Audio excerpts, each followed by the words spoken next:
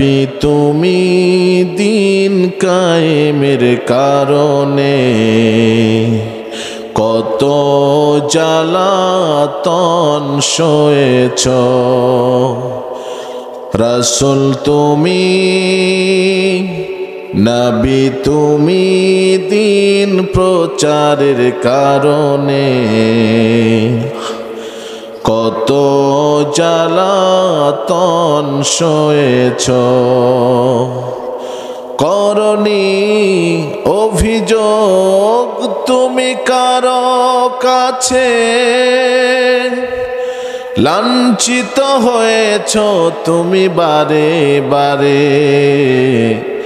শত মানুষের তরে তরে রাসূল তুমি নবী তুমি দিন কায়েমের কারণে কত জ্বালাতন সয়েছ।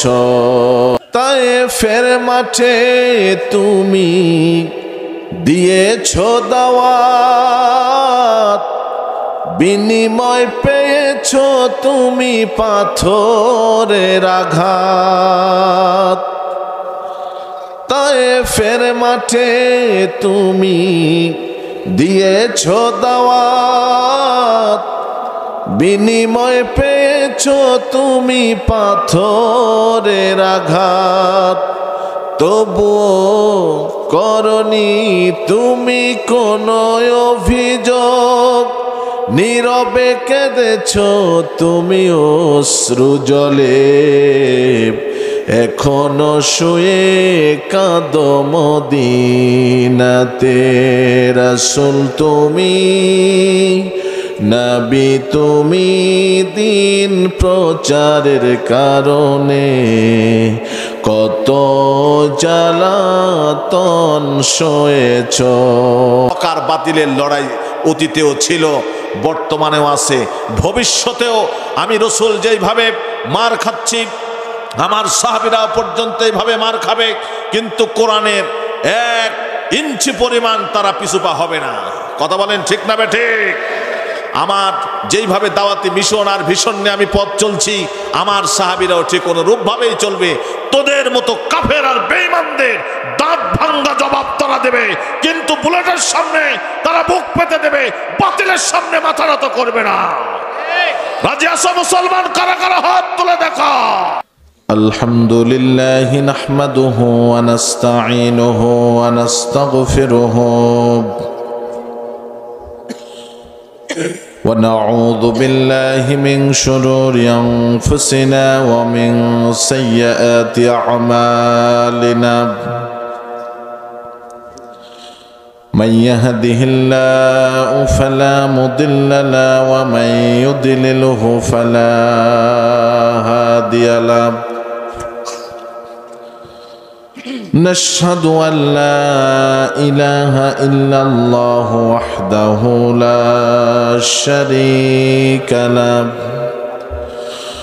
ونشهد أن سيدنا وحبيبنا ومولانا محمدا عبده ورسوله الذي أرسله بالحق بشيرا ونذيرا وداعيا إلى الله بإذنه وسراجا وقمرا منيرا. أما بعد فقد قال الله تعالى في كلامه المجيد وفي فرقانه الحميد. সবাই পড়ি আওয়াজ করে আউযু বিল্লাহি মিনাশ শাইতানির রাজিম. بسم الله الرحمن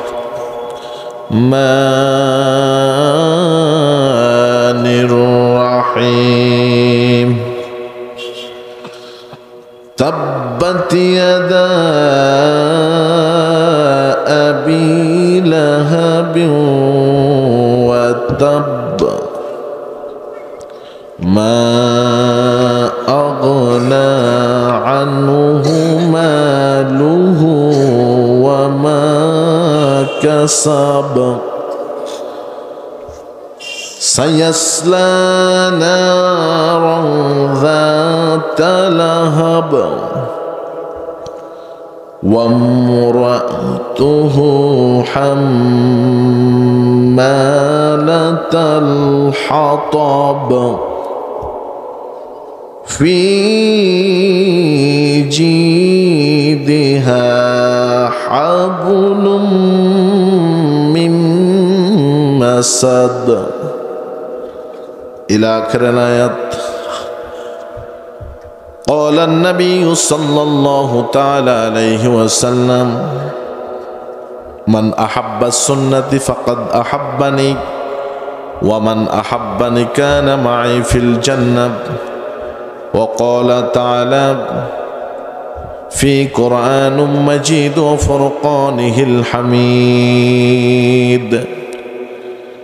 إن الله وملائكته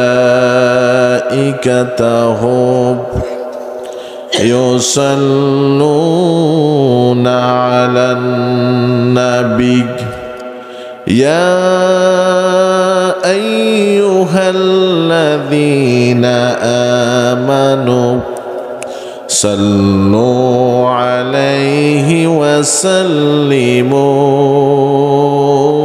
تسليما. বাংলাদেশের ঐতিহ্যবাহী জেলা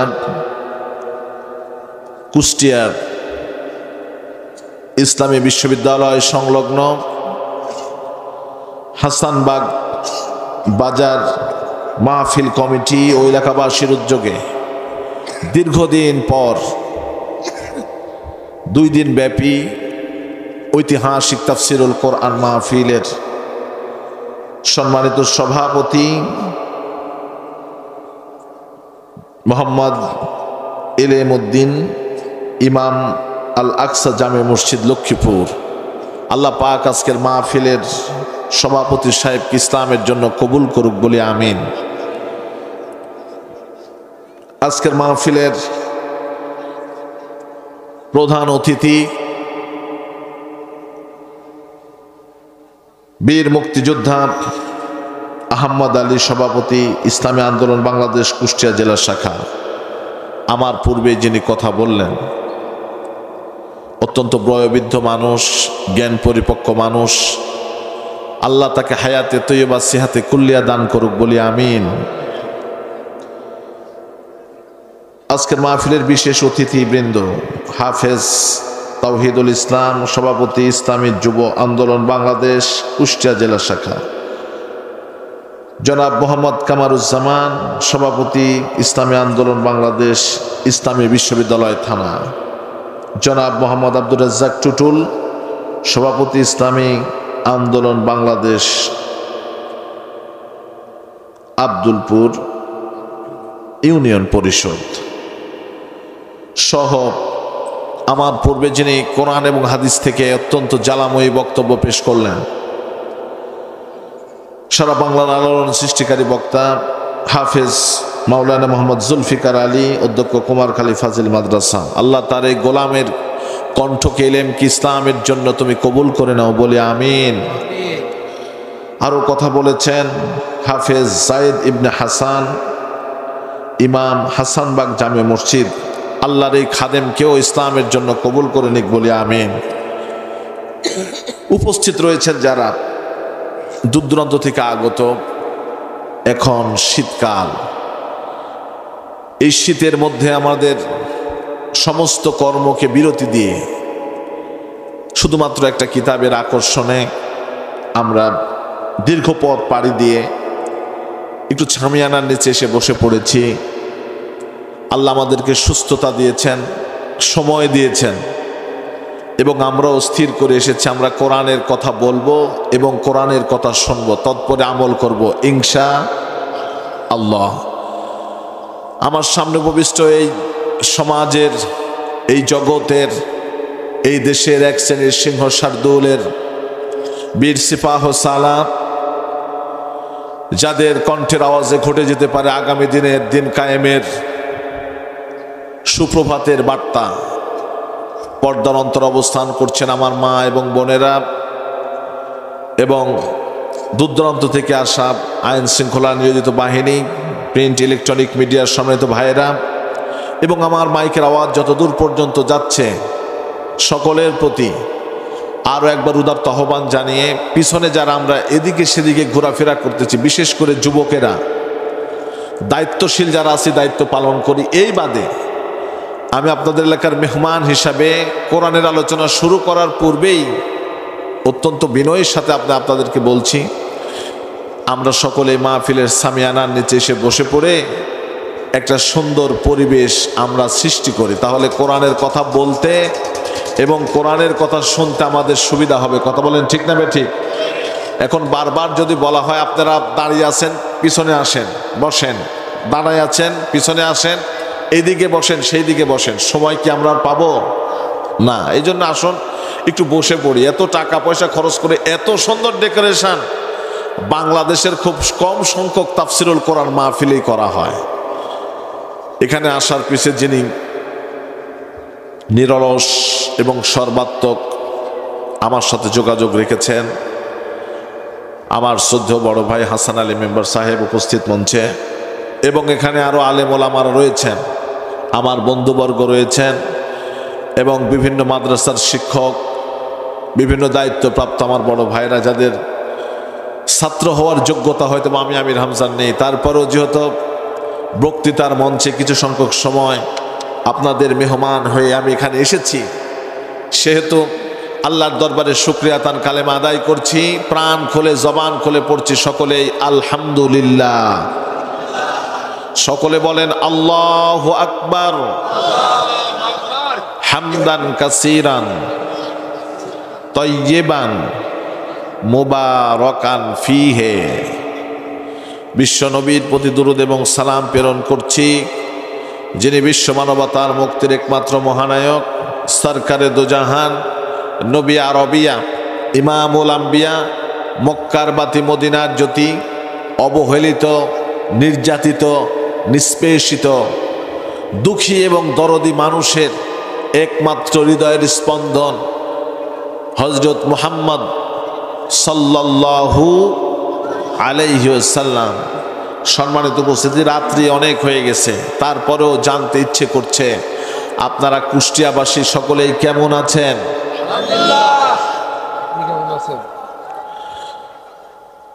আমিও আপনাদের দোয়া আলহামদুলিল্লাহ আমিও ভালো আছি। আল্লাহ পাক আমাকেও ভালো রেখেছেন আলহামদুলিল্লাহ। গতকালও প্রোগ্রাম ছিল, আজকেও করছি, আগামীকালকেও আছে চলমান। এরকম আমাদের নিজ এলাকাতে এক মাদ্রাসার প্রোগ্রামে, হাফেজিয়া মাদ্রাসা কাউমিয়া, সেখানে ছিলাম আর কি, পাশেই মোটামুটি কিলো 6 দূরে হবে আমার বাসার থেকে আর কি। তো যাই হোক, আমরা কোরআনের আলোচনা শোনার জন্য এখানে বসেছি। কথা বলেন ঠিক না বেঠিক? আমরা আগে কিছু কথা আমাদেরকে আগে ডেকোরেশনে বলে নিতে হবে, তার কারণ এটা একটা কিতাব, এটা নাজিল করেছেন যিনি, তিনি কে? আল্লাহ পাক নাজিল করেছেন। তাহলে আল্লাহ পাক এই কিতাব যে নাজিল করলেন, তিনি কি বুঝে নাজিল করেছেন না না বুঝে নাজিল করেছেন? জেনে বুঝে শুনে সব কিছু পর্যবেক্ষণ করে তিনি নাজিল করেছেন। এখন এখানে আপনারা বিভিন্ন রাজনৈতিক দলের নেতা, কর্মী এবং ব্যক্তি থাকতে পারেন, এটা আমার হয়তোবা অজানা, কিন্তু কোরআনের জন্য আমরা সকলেই একই প্ল্যাটফর্মের শিক্ষক এবং ছাত্র। কথা বলেন ঠিক না বেঠিক?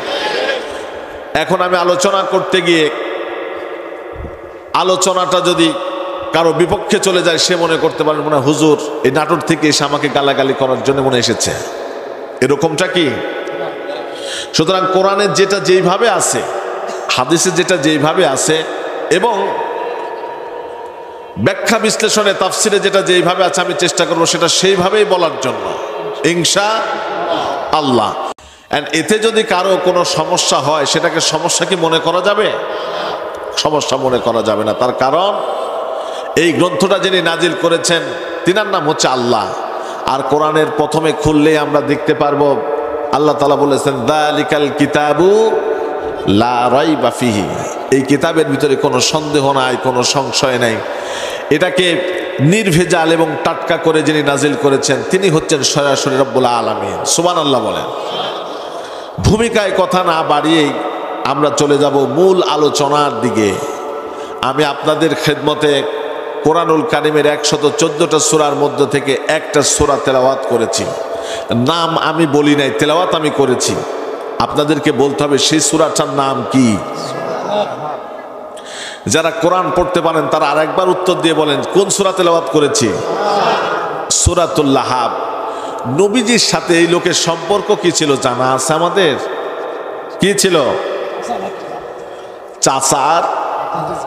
তাহলে রক্তীয় সম্পর্ক যদি দেখি তাহলে খুবই কাছে। কথা বলেন ঠিক না ঠিক? চাচার ভাতিজা। হাদিস এসেছে বাবা যদি মারা যায়, বাবার যারা বড় এবং ছোট ভাই থাকবে তাদেরকে সম্মান করা মানেই বাবাকে সম্মান করা। সুবহানাল্লাহ বলেন। তাহলে নবীজির এরকম চাচা, আরো তো অনেক চাচা ছিলেন, তাদের সম্পর্কে তো কোরআনে তেমন কোনো নির্দিষ্ট এরকম ভাবে কোনো নাম নিয়ে সূরা বা ইঙ্গিত করা হয় নাই। আবু লাহাবের নাম কেন দেওয়া হলো? একটা প্রশ্ন আসতে পারে তো নাকি? কথা বলেন, আসতে পারে। তাই যুগে যুগে যেহেতু দীর্ঘদিন পর এখানে তাফসিরুল কোরআন মাহফিল হচ্ছে, কতদিন পরে? প্রায় 13 বৎসরে যে কোনো কারণের পরিপ্রেক্ষিতে এই মঞ্চে, এই স্থানের ভিতরে কোরআনের আলোচনা করতে দেয় নাই বা হয় নাই। কথা বলেন ঠিক না বে ঠিক? কিন্তু ওই শক্তি জানে না, ওরা জানে না এই ভূমি, ওই আসমান, এই অক্সিজেন, এই শীত, এই গরম, ওই চন্দ্র, ওই সূর্য, এই গোটা প্রকৃতি একজন নিয়ন্ত্রণ করেন। তার নাম কি? আরো জোরে বলেন, তার নাম কি? তিনি নিজেই বলেছেন ইন্নাল কুওয়াতা লিল্লাহি জামিআ। পৃথিবীর যার যত ক্ষমতাই থাকুক, যার যত শক্তি থাকুক, নিশ্চয়ই সকল শক্তির উৎস হচ্ছে আমি আল্লাহ পাক সুবহানাহু ওয়া তাআলা। কথা বলেন ঠিক না বে ঠিক? তিনি আরো বলেছেন কুলিল্লাহুম্মা মালিকাল মুলক তুতিল মুলকা মিম্মান তাশা ওয়া তুইজ্জু মান তাশা ওয়া তুযিল্লু মান তাশা। আছে না নাই? তিনি ইচ্ছা করলে মানুষকে যাকে খুশি সম্মানিত করেন, সম্মানের চেয়ারে তুলে দেন, আবার যাকে খুশি এই চেয়ার থেকে বেয়াজ্জতি করে জিল্লতের সহিত তাড়িয়ে দেওয়ার ক্ষমতা আছে কার? আওয়াজ করে বলেন কার? সুতরাং যারা অতীতে তাফসিরুল কোরআন মাহফিল বন্ধ করে দিয়েছিলেন তারা আজকে চক্ষু টান টান করে দেখো, আজকে হাসানবাগ এই জামে মসজিদের ময়দানে অসংখ্য আলেম ওলামা কেন্দ্রিক তাওহীদি জনতার ঢল বেঁধেছে।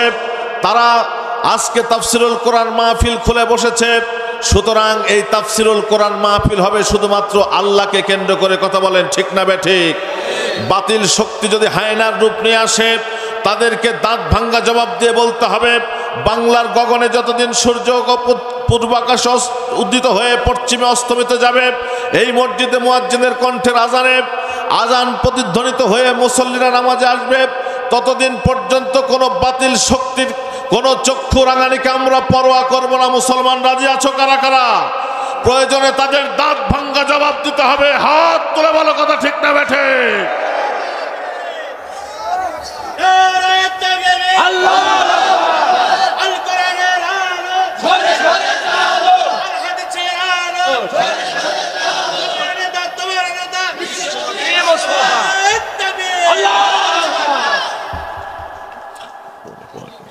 সম্মানিত উপস্থিতি, সময় সবসময় একরকম যায় না। আবু লাহাব আমাদের যেহেতু তাফসিরুল কোরআন মাহফিল, আমরা সেখানে তাফসিরের আঙ্গিকেই কথা বলবো ইনশা। কষ্ট পাচ্ছেন আপনারা? রাত 11টা পার হতে চলেছে, আমি অল্প সময়ে কোরআনের টাটকা কিছু কথা বলবো, আপনারা ধৈর্যচ্যুত হবেন না তো ইনশাল্লাহ? আচ্ছা, আমরা আগে এই সূরাটির থেকে আমরা এটার পরিচয় জেনে নিই। কোরআনুল কারীমের একটা অন্যতম সূরার নাম কি? সূরাতুল। এই সূরার ভিতরে 5টা আয়াত রয়েছে। কয়টা আয়াত? 5টা আয়াত, 23টা বাক্য, 77টা অক্ষর, একটা মাত্র রুকু। সূরাটা রাসূল করিম সাল্লাল্লাহু আলাইহি সাল্লামের মাক্কি জিন্দেগিতে আল্লাহ পাক তার উপরে নাজিল করেন। জোরে বলি সকলে সুবহানাল্লাহ। শানে নজুল, যে কোনো জিনিস নাজিল হওয়ার পিছনে একটা ব্যাকগ্রাউন্ড আছে, কথা বলেন আছে না নাই? এই যে আমি নাটোর থেকে আজকে এই সময় এখানে আসলাম কেন, আপনারা যদি প্রশ্ন করেন হুজুর গতকাল আসলেন না, তার আগের দিন আসলেন না, আবার আজকে দুপুরেও আসলেন না, বিকালেও আসলেন না, রাত্রে আসলেন কেন? আপনার আসার কারণ কি? কারণ আছে না নাই? আবার আপনাদেরকেও যদি বলা হয় দুপুরে আসলেন না, সন্ধ্যার পরে আসলেন না, এখন এসে বসেছেন কেন, আপনাদের একটা লক্ষ্য উদ্দেশ্য আছে না নাই? এটাকে আরবিতে বলা হয় শানে নজুল, আসার কারণ, প্রেক্ষাপট। আব্দুল্লাহ ইবনে আব্বাস রাদিয়াল্লাহু তাআলা আনহু তিনি বলছেন, আল্লাহ রসুল সাল্লাল্লাহু আলাইহি সাল্লামের প্রতি যখন কোরআনের আরো একটা আয়াত নাজিল হলো বাতহা নামক স্থানে, তখন তিনি সুন্দর করে মানুষের যখন আয়াত নাজিল হতো তখন তিনি মানুষদেরকে আহ্বান করতেন আর মানুষদেরকে বলে দিতেন বাল্লিগু আন্নি ওয়ালাউ আয়া, যদি একটা আয়াত হয় তিনি মানুষের মাঝে তা প্রকাশ করতেন, প্রচার করে দিতেন। কেননা হুকুম দিয়েছেন কে? আল্লাহ রাব্বুল আলামিন আল্লাহর হাবিবকে আদেশ দিয়ে বলছেন, ইয়া আইয়ুহার রাসূলু বাল্লিগু মা উনজিলা ইলাইকা মির রাব্বিক ওয়া ইন লাম তাফআলু ফামা বাল্লাগতা রিসালাতুহু ওয়াল্লাহু ইয়াসিমুকা মিনান নাস ইন্নাল্লাহা লা ইয়াহদি কাওমাল কাফিরিন। জোরে বলুন আল্লাহু আকবার। আল্লাহ রাব্বুল আলামিন বলেছেন, ইয়া আইয়ুহার রাসূল, হে আল্লাহর রাসূল, আপনি বাল্লিগ, আপনি প্রচার করে দেন আল্লাহর পক্ষ থেকে যা আপনার প্রতি নাজিল করা হয়েছে। আল্লাহর পক্ষ থেকে কি নাজিল করা হয়েছে রাসূলের প্রতি বলেন? আল কোরআন। কি নাজিল করা হয়েছে? কোরআন নাজিল করা হলো। এই কোরআন আপনি বর্ণনা করেন, যদি তা আপনি না করেন তাহলে আপনার রিসালাতের কোনো দায়িত্ব আপনি পালন করলেন না। যদি আপনি দায়িত্ব পালন না করেন তাহলে রিসালাতের দায়িত্ব থেকে আপনার নামটাকে কেটে দেওয়া হবে। আর আপনি যখন দায়িত্ব নিয়ে পালন করতে যাবেন, মানুষের মাঝে আপনি দাওয়াত দিতে যাবেন, ওয়াল্লাহু ইয়াসিমুকা মিনান নাস, আল্লাহ রাব্বুল আলামিন নিজেই বলছেন সমস্ত দুনিয়ার সমস্ত মানুষের অন্যায় অবিচার থেকে আমি আল্লাহ রাব্বুল আলামিন আপনাকে প্রতিকার করে দেব। বলি সুবহানাল্লাহ। ইন্নাল্লাহা লা ইয়াহদি কাওমাল কাফিরিন। আর আপনি দেখতে পাবেন কাফের মুশরিকদেরকে আপনি যতই দাওয়াত দেন না কেন তারা কিন্তু দাওয়াত কখনো কবুল করবে। তার কারণ হেদায়েতের মালিক আমি আল্লাহ পাক। কাফেরদের কপালে হেদায়েত লিখবেন না, তার কারণ তারা একটু বাঁকা। বিশ্বনবীর উপর এখন আয়াত নাজিল হয়ে গেল, ওয়া আনযির আশিরাতাকাল আকরাবিন, হে মানুষগুলো তোমরা তোমাদের নিজেদের মানুষদেরকে জাহান্নামের আগুন থেকে বাঁচাও আর মানুষদেরকে সত্য পথের জন্য আবিষ্কার করো, দাওয়াত দাও। বিশ্বনবী বাতাহা নামক স্থানে চলে গেলেন, পাহাড়ের উপরে উঠে তখন তিনি দাওয়াত দিতে লাগলেন। দাওয়াত দিতে গিয়ে চমৎকার করে করে তিনি যে কথাগুলো বলতেছেন, সাপা পাহাড়ের পাদদেশে উঠে সকালবেলা মানুষদেরকে ডাকতেছেন।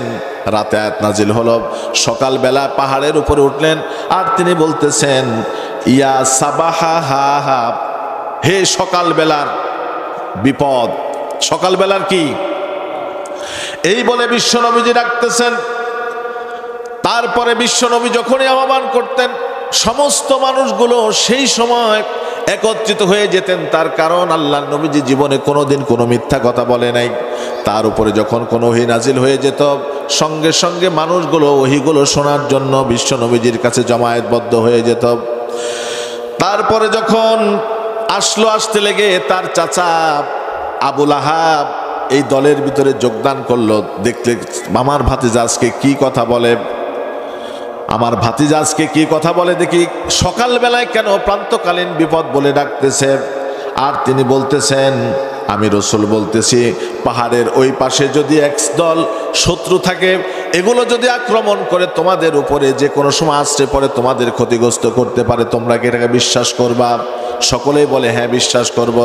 বিশ্বনবী সাল্লাল্লাহু আলাইহি সাল্লাম বললেন এটা যেমন সত্য, তোমরা যদি আল্লাহর প্রতি ঈমান না আনো, পরকালের প্রতি বিশ্বাস না স্থাপন করো, তোমরা যদি মূর্তি পূজাগুলোকে ছেড়ে না দাও, তোমরা যদি তাওহীদের পক্ষে না আসো, তাহলে তোমরা কালকে কিয়ামতের ময়দানে এমনি করে জাহান্নামী হয়ে যাবা। এই জন্য তোমাদের সকলের বিপদ চলে আসবে। সুতরাং ইয়া আইয়ুহান নাস, হে মানব মণ্ডলী শোনো, কুলু লা ইলাহা ইল্লাল্লাহ তুফলিহুন। সুতরাং আর দেরি করো না, তোমরা এখনই পড়ে ফেলো দাও কালেমা লা ইলাহা ইল্লাল্লাহ, তাহলেই তোমরা কি হবে? তুফলিহুন, সফলতার ভিতরে ঢুকে যাবে। সকলে বলেন সুবহানাল্লাহ। আবু লাহাব সেই জায়গার ভিতরে ছিলেন। বিশ্ব নবী রাসূল পাক সাল্লাল্লাহু তাআলা আলাইহি ওয়াসাল্লাম যখন এই কথা বললেন, কিছু কিছু মানুষ বিশ্ব নবীজির কাছে তিনি এগিয়ে গেলেন। যাওয়ার সঙ্গে সঙ্গে এইবার আবু লাহাব রাসূলের চাচা, তিনি আর সহ্য করতে পারলেন না। তার কারণ তিনি ইসলাম বিদ্বেষী শক্তি, আর রাসূল হলো তাওহীদপন্থী শক্তি। এবার রাসূল পাক সাল্লাল্লাহু আলাইহি ওয়াসাল্লাম বললেন, বুখারী মুসলিম শরীফের হাদিসের ভিতরে এসেছে, ফা ইন্নী নাযীরু লাকুম বাইনা ইয়াদা আযাবান শাদীদ, কিয়ামতের দিন কঠিন আযাব থেকে যদি তোমরা বাঁচতে চাও, আগুন থেকে যদি বাঁচতে চাও, তাহলে তোমরা সকলেই আমার হাতে হাত দিয়ে বায়াত গ্রহণ করে নাও। আমার কাছে তোমরা ওয়াদাবদ্ধ হও, আমার কাছে তোমরা সঙ্গে সঙ্গে আল্লাহর আনিত বিধানগুলোকে মেনে নাও, পিছনের সব কিছু তোমরা ভুলে যাও। তখন বিশ্বনবী আরো বললেন, ইয়া কুরাইশ ওয়া আনজিরুকুম আশীরাতাকাল আকরাবিন ইয়া আইয়ুহাল্লাযীনা আমানু কু আনফুসাকুম ওয়া আহলিকুম নারা, হে ইমানদারেরা, যারা ঈমান এনেছো, তোমরা তোমাদের কাছের মানুষগুলোকে পর্যন্ত দাওয়াত দাও। তার কারণ তুমি জান্নাতে গেলে হবে না, তোমার কাছের মানুষগুলোকেও জান্নাতে যেতে হবে। এই বলে নবী সাল্লাল্লাহু আলাইহি সাল্লাম দাওয়াত দিচ্ছেন। এই সময় এসে আবু লাহাব যখন শুনতে পেলেন নবী এইভাবে ডাকতেছেন বাতাহা নামক স্থানে, বিশ্ব নবী রাসূল পাক সাল্লাল্লাহু আলাইহি সাল্লামের সরাসরি বিরোধিতা করা শুরু করলেন। বলেন, মুহাম্মদ, কি মুহাম্মদ, তাব্বা লাকা সাইরু ইয়াউমা লিহাজা জামাআতুনা, আল্লাহর পক্ষ থেকে তুই ধ্বংসপ্রাপ্ত হয় সকাল বেলায় এতগুলো মানুষকে এই কথা বলার জন্য যে তুই জমায়েত করলি। আল্লাহর পক্ষ থেকে তোর জন্য ধ্বংস হোক, তার কারণ সকাল বেলায় মানুষদেরকে এই কথা বলার জন্য তুই যে জমায়েতবদ্ধ করলি। এই কথা বলেছেন আবু লাহাব। কাকে বলতেছেন? মুহাম্মদ সাল্লাল্লাহু আলাইহি সাল্লামকে কথা বলছেন। কিন্তু নবী যে এই কথাটা বলতেছেন, এটা কি নবীর বানানি কথা না আল্লাহর কথা? কার কথা? আল্লাহর কথা। এখন বিশ্ব নবী রাসূল পাক সাল্লাল্লাহু আলাইহি সাল্লামকে যখন নিষেধ করা হলো, বিশ্ব নবী রাসূল করিম সাল্লাল্লাহু আলাইহি সাল্লাম বাথা নামক স্থানের ভিতরে যখন গেলেন, যাওয়ার সঙ্গে সঙ্গে তিনি দেখতে পেলেন, রাসূলকে বললেন, ও মুহাম্মদ, খবরদার এইভাবে তুমি আর কখনো জমায়েতবদ্ধ করে মানুষদেরকে তুমি ডাকবা না। যদি তুমি ডাকো তাহলে তোমার অবস্থা বেশি ভালো হবে না। চাচা জান, আপনি কি করবেন?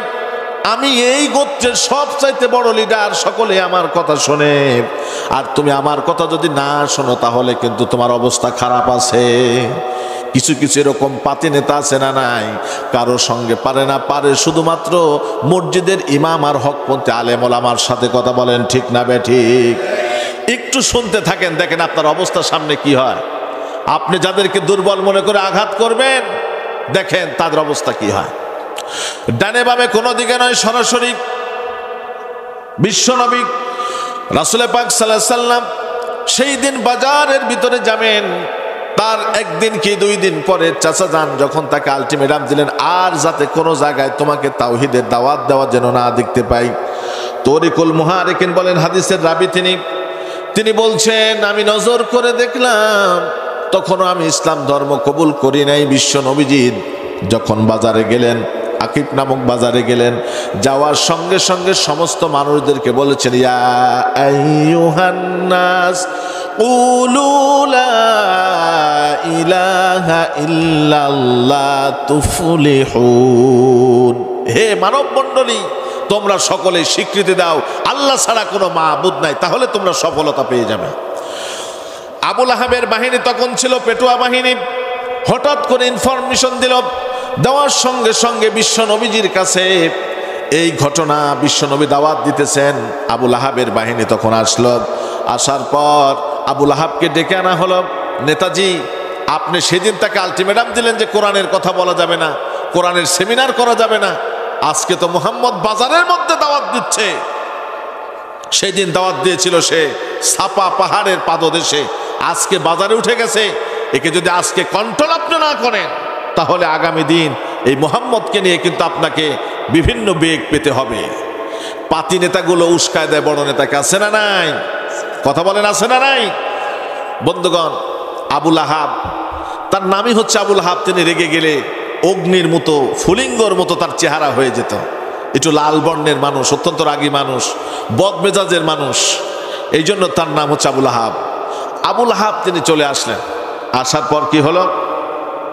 আবুল আহাব এবার মুহাম্মদ সাল্লাল্লাহু আলাইহি সাল্লামকে বলছেন, মুহাম্মদ, গতদিন না তোকে নিষেধ করছিলাম দাওয়াত দেওয়ার কাজে, তুই আমার কথা শুনলি না কেন ভাতিজা? বিশ্ব নবীজি বললেন, চাচা যান, আপনি শুনে রাখুন, আপনি কেন, তাম পৃথিবীর সমস্ত মানুষও যদি আমাকে কালেমার দাওয়াত দেওয়া থেকে নিষেধ করে, আমি বিশ্ব নবীজি হয়ে বললাম, আমার শরীরে যতক্ষণ রক্ত মাংস থাকবে ততক্ষণ পর্যন্ত আমি তাওহীদের দাওয়াত দিয়ে যাব। জোরে বলুন সুবহানাল্লাহ। আবুল আহাবের এই কথাটা শুনে বেশি ভালো লাগলো না। আমি এলাকার নেতা, আমি স্টেটের মালিক, তুমি আমার মুখে মুখে তর্ক করো, অভ্যাসটা তো বেশি ভালো নয়। তার কারণ হলো, এখন তোমাকে আমি, তোমার দলের কয়টা লোক আর আমার দলের কয়টা লোক তুমি কি জানো? কয় না, আমি জানি না, জানারও দরকার নাই। সুবহানাল্লাহ বলেন। মুমিন মানুষের সংখ্যার পরোয়া করে না, মুমিন পরোয়া করে তার ইমানের। কথা বলেন ঠিক না বেটে? মুহাম্মদকে বলা হচ্ছে, তোর কয়জন আছে রে ভাতিজা, আর আমার কতজন? নবী সাল্লাল্লাহু আলাইহি সাল্লাম বলে, ওই তোমার সংখ্যা দেখে আমার লাভ নাই, আমার আছে ইমান, আমাকে আল্লাহ পাক দায়িত্ব দিয়েছেন, সুতরাং আমি আল্লাহর দেওয়া জান নিয়ে, আল্লাহর দেওয়ার জীবন নিয়ে আমি আল্লাহর কাজ করবো। এতে বাধা দিতে আসলে আমি তার বাধা মানব না। তার কারণ আমাকে যিনি অর্ডার করেছেন তিনি হলেন স্বয়ং আল্লাহ রাব্বুল আলামিন। এই ঘটনা যখন ঘটে গেল, বিশ্ব নবীকে তার পেটুয়া বাহিনী দিয়া এমন সুন্দর করে প্রথমে নিষেধ করলো, ভাতিজা আমি তোমাকে অনেক বেশি ভালোবাসি, সুতরাং তুমি এর ভিতরে আইসো না, আমাকে খারাপ আচরণ করতে তুমি সুযোগ দিও না। বিশ্ব নবীজি বললেন, আপনি যত খারাপ আচরণ করতে পারেন আমার সঙ্গে করুন। একটু সাউন্ড বাড়ে তো, আমার সাথে যত খারাপ আচরণ করতে পারেন আমি করুন, কিন্তু আমি কখনো তাওহীদ থেকে এক পিছু পা পরিমাণ আমি বিচলিত হব না। বন্ধুগণ, আমার লক্ষ্য করুন, বিশ্ব নবীকে এইবার পাকড়াও করলেন, ধরে ফেলে দিলেন। ধরার সঙ্গে সঙ্গে আল্লাহর হাবিবের দুইটা হাত পিছপোড়া দিয়ে বেঁধে ফেলে দিলেন। একটু কম, পিছপোড়া দিয়ে দুইটা হাত বেঁধে ফেলে দিলেন। আল্লাহর নবীজির পা মোবারককে বেঁধে ফেলে দিলেন। বেঁধে ফেলে দেওয়ার পর আল্লাহর নবী যখন মাটির ভিতরে শুয়ে পড়লেন, এইবার আবুল আহাব বলতেছেন, মুহাম্মদ কোথায় গেল তোমার বাহাদুরি, কোথায় গেল তোমার এত ঐশ্বর্য বীর্য, কোথায় গেল তোমার প্রতিপত্তি? কিছুই তো তোমার নাই। বিশ্বনবী সাল্লাল্লাহু আলাইহি সাল্লাম বললেন, চাচা যান, হাত বেঁধেছেন, পা বেঁধেছেন, কিন্তু আমি আমার তাওহীদের পথ থেকে এক পা পরিমাণ আমি পিছু পা হব না। জোরে বলুন সুবহানাল্লাহ। এইবার বিশ্ব নবীজির উপরে, বুকের উপরে বসে পড়েছেন আবুল আহাব। যেই নবীজির চেহারা মোবারকে কখনো কোনো মশা বসতো না, মাছি বসতো না রে। বিশ্ব নবী যখন হেঁটে যেতেন, আকাশের এক খণ্ড মেঘ হয়ে বিশ্ব নবীজির মাথার উপরে ছায়া দিয়ে দিয়ে চলে যেত। আমার নবীজি যখন হেঁটে যেত রাস্তা দিয়ে, পাথর, বড় বড় পাথর যখন বিশ্ব নবীজির পায়ের ভিতরে আঘাত লাগতো, পাথরগুলো নরম তুলার মতো হয়ে যেত। সাহাবীরা বলতেন, হুজুর আমি নবীজির সঙ্গে যখন হেঁটে হেঁটে রোদের ভিতরে হাঁটতাম আর দেখতাম ঝাঁকে ঝাঁকে পাখি এসে বিশ্ব নবীকে ডানা ঝাপটায়া ঝাপটায়া বাতাস করে দিত। আহারে কোন নবী কোন নবী! অমাবস্যার রাত্রে যদি কারো বাড়ির ভিতরে ঢুকেছেন, একদিন হযরত আম্মা জান আয়েশা সিদ্দিকা রাদিয়াল্লাহু তাআলা আনহা তিনি বলছেন, আল্লাহর নবীজির চেহারা মোবারক আল্লাহ পাক এত চমৎকার করে বানিয়েছেন, অমাবস্যার রাতে আমি হঠাৎ করে বিশ্ব নবীজির একটা জুব্বা মোবারক ছিঁড়ে গেছে, আমি সেলাই করতে, কি বলে আপনাদের কুষ্টিয়ার ভাষায়, সেলাই করতেছিলাম আমি। এই জুব্বা মোবারক সেলাই করতে করতে বিশ্ব নবী যখন আসতেছেন, হঠাৎ করে বাতির তেল আমার শেষ হয়ে গেছে, অন্ধকার হয়ে গেল ঘর। কিন্তু বিশ্বনবী সালাম দিয়ে যখন বাড়ির ভিতরে ঢুকলেন, আমি নজর করে দেখলাম আল্লাহর নবীর চেহারা, নূরের চেহারা দেখার সঙ্গে সঙ্গে আমি শুয়ে সুতা পরায় আমি সেলাই করে দিলাম। বাতির আলোর চাইতে আমার রাসূলের আলো আল্লাহ পাক বেশি দিয়েছেন। আল্লাহু আকবার। বন্ধুগণ আমার, সেই নবী সেই রাসূলের বুকের উপরে উঠে বলে, মুহাম্মদ আজকে তোকে বাঁচানোর কেউ নাই, কেউ নাই, তোর দলের কেউ নাই। তুই যদি দাওয়াত থেকে বন্ধ রাখিস রে মুহাম্মদ, তাহলে তোর বুকের উপর থেকে চলে যাব, তোকে কোনো নির্যাতন করা হবে না। ও মুহাম্মদ, তোর উপরে বেশি রাগ তার কারণ হলো এই হাত দিয়ে মানুষকে আহ্বান করিস রে, এই জন্য তোর হাতগুলোকে আজকে ক্ষত বিক্ষত করে দেব, দেখি তোকে কে বাঁচায়। বলুন তো বাঁচানোর মালিক কে? আসতে বলবেন না, জোরে বলেন কে? আল্লাহ পাক বাঁচানোর মালিক। আমার নবীজির পিস মোড়ার থেকে হাত দুইটা খুলে ফেলে দিলেন, নিজের দিলের চক্ষুটা খুলে দেন। মুসলমান ভাইয়েরা আর বোনেরা, এবার লক্ষ্য করে দেখুন কথার দিকে।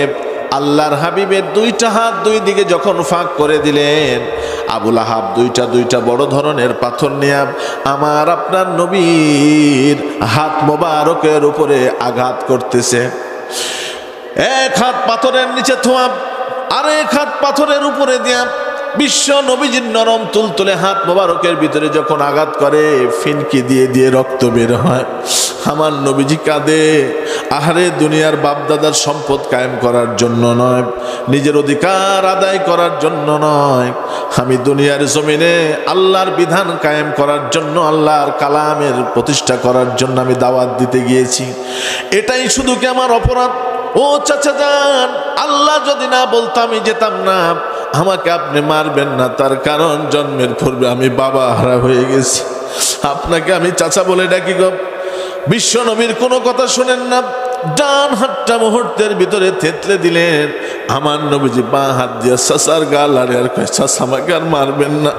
তারপরে পাথরের নিচে হাত দিয়ে আমার নবীকে এমন বড় বড় পাথর দিয়ে ডান হাত থেতে দিলেন, বাম হাতটা থেতলে দিলেন। মুহূর্তের ভিতরে চাচা চাচা বলতে বলতে এক সময় চাচাকে আর ডাকলেন না, চোখের গরম পানি ছেড়ে দিয়ে বলেন, আল্লাহ আরশে আযিমে তুমি ছাড়া আমার আর কেউ নাই। বন্ধুগণ আমার, আমার হাবিবের শরীর মোবারকের উপর আঘাত করা হলো, পা মোবারকের উপর আঘাত করা হলো। এখন তার দাড়ি মোবারকটা ধরে যখন টানতেছিলেন, মুহূর্তের ভিতরে আল্লাহ রব্বুল আলামিন জিব্রাইলের মারফত দিয়ে সূরাতুল কারীমের ভিতরে আয়াত নাজিল করে দিলেন। যাদের জানা আছে চমৎকার করে আমার সাথে পড়ুন, তাব্বাত ইয়াদা আবি লাহাবিন ওয়া তাব। জোরে বলুন আল্লাহু আকবার। ও নবীজি, চিন্তার কোনো কারণ নাই, ভাবনার কোনো কারণ নাই।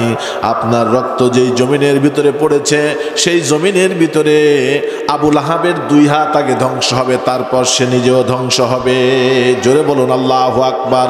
সুতরাং যেই হাত দিয়ে বিশ্বনবী আপনার উপরে আঘাত করেছে, কোরআনের হককে প্রতিষ্ঠিত করার জন্য, আপনি আন্দোলনের জন্য যখন মানুষকে দাওয়াত দিয়েছেন, আবু জেহেল, আবু সুফিয়ান, উতবা, সাইবা, এই ওয়ালিদ বিন মুগিরা সহ যারা চক্রান্ত করেছে, তাদের বংশকে নির্বংশ করে দিয়ে কোরআনের রাজকে কায়েম করার জন্য আপনি দাওয়াতি মিশনকে সামনে নিয়ে গিয়ে যান। গোটা পৃথিবীর মানুষ সারা দিক বানা দিক, আমি আল্লাহ পাক আপনার দলে আছি। সেই রাসূলের দলে থাকতে আমরা সকলে রাজি আছি। মুসলমান কারা কারা দুই হাত তুলে দেখা।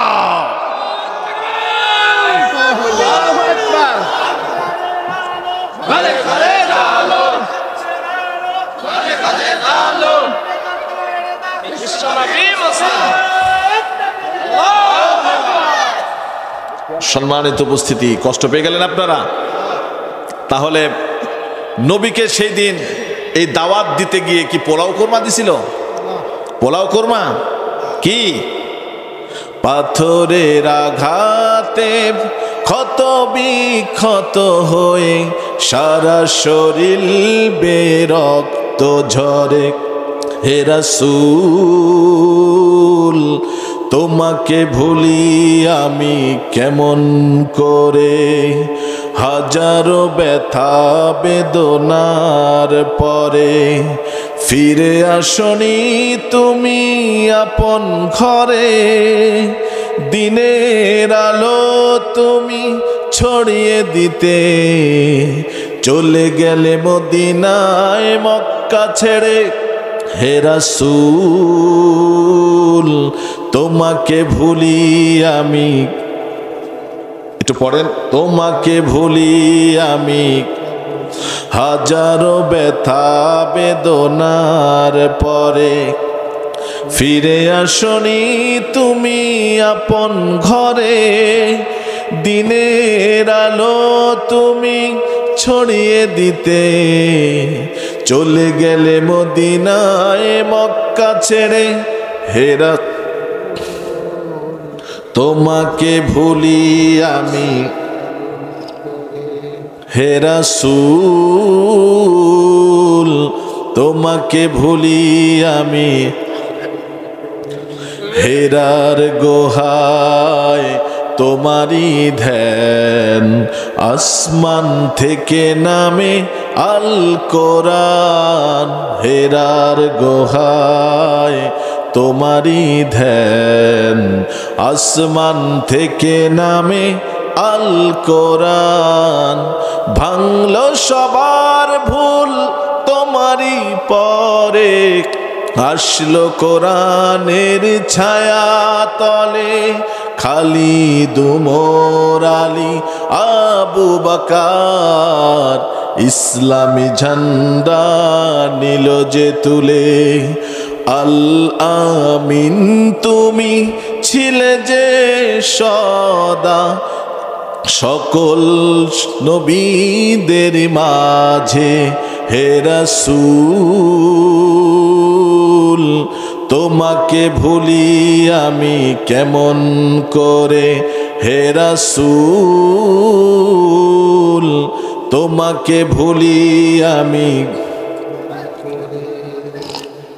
আবি লাহাবি ওয়া তাব, এই আয়াত যখন নাজিল হলো এটার প্রেক্ষাপট আমরা কি করলাম? জানতে পারলাম। কখন? রসুলকে দাওয়াত দিতে গিয়ে মার দিয়েছে যখন। কথা বলেন ঠিক না বেঠিক? এবার রসুল ওই ক্ষত বিক্ষত অবস্থায় সেখানে হাসতেছেন, সুবহানাল্লাহ বলেন। মার খেতে খেতে তো কাঁদা দরকার। কথা বলেন ঠিক না বেঠিক? কিন্তু আমার নবী যে হাসতেছেন। আবু লাহাব জিজ্ঞাসা করে, মুহাম্মদ এত মারামারি, তোর কি লজ্জা নাই? তোর কি শরম নাই? তুই তো একটা বেহায়া। মুহাম্মদ সাল্লাল্লাহু আলাইহি ওয়াসাল্লাম বলছেন, আরে চাচা যান, আমি যার ইবাদত করি তিনি তো আর অন্ধ নয়। তিনি আমার কাছে এই মুহূর্তে জিবরাইলের আমিন থেকে এসে বলছেন, ধ্বংস হবে আবু লাহাবের 2 হাত এবং সে নিজেও, কোনো কাজে আসবে না তার ধন সম্পদ, সে যে উপার্জন করেছে। এবং অচিরেই দেখা যাবে তার স্ত্রী গলায় বেড়ি পড়া অবস্থায় কি হবে? ইন্তেকাল করবে, মারা পড়বে। তাহলে এই সমস্ত আয়াত যখন নাজিল হয়ে গেল আর এই কথা যখন তার চাচাকে শোনায় দিলেন, চাচা সব জানলে একটা জিনিস জানে, মুহাম্মদ কখনো মিথ্যা কথা বলে না। সুবহানাল্লাহ বলেন। সঙ্গে সঙ্গে তার বুকের উপর থেকে নেমে গিয়ে তখন তার মনের ভিতরে ভীতি সন্তুষ্ট ধরায় দিলেন কে? আরো জোরে বলেন, কে ধরিয়ে দিলেন? আল্লাহ পাক ধরিয়ে দিলেন। নবীরা কথা বলে না, কিন্তু যদি কথা বলেছে বাতিল শক্তির মনের ভিতরে থরথর করে ভয় প্রকম্পন জাগিয়ে দিয়েছেন তিনি কে? আল্লাহ পাক জাগিয়ে দিয়েছেন। এই জন্য যখন নবী সাল্লাল্লাহু আলাইহি ওয়াসাল্লাম এই কথা বলেছেন, আমার হাত গেছে সমস্যা নাই, এই হাত আবার ঠিক করে দিবেন যিনি, তিনি কে? আমার পায়ে মেরেছ, আমার শরীর থেকে রক্ত ছড়িয়েছ, কোনো সমস্যা নাই, তার কারণ আমি হলাম আল্লাহর নবী, আর আমি তো এসেছি দাওয়াত দেওয়ার জন্য। হক আর বাতিলের লড়াই অতীতেও ছিল, বর্তমানেও আছে, ভবিষ্যতেও আমি রসুল যেইভাবে মার খাচ্ছি আমার সাহাবীরা পর্যন্ত এইভাবে মার খাবে, কিন্তু কোরআনের 1 ইঞ্চি পরিমাণ তারা পিছুপা হবে না। কথা বলেন ঠিক না ঠিক? আমার যেইভাবে দাওয়াতি মিশন আর ভিশন নিয়ে আমি পথ চলছি, আমার সাহাবীরাও ঠিক অনুরূপভাবেই চলবে। তোদের মতো কাফের আর বেঈমানদের দাঁত ভাঙ্গা জবাব তারা দেবে, কিন্তু বুলেটের সামনে তারা বুক পেতে দেবে, বাতিলের সামনে মাথা নত করবে না। রাজি আছো মুসলমান? কারা কারা হাত তুলে দেখা।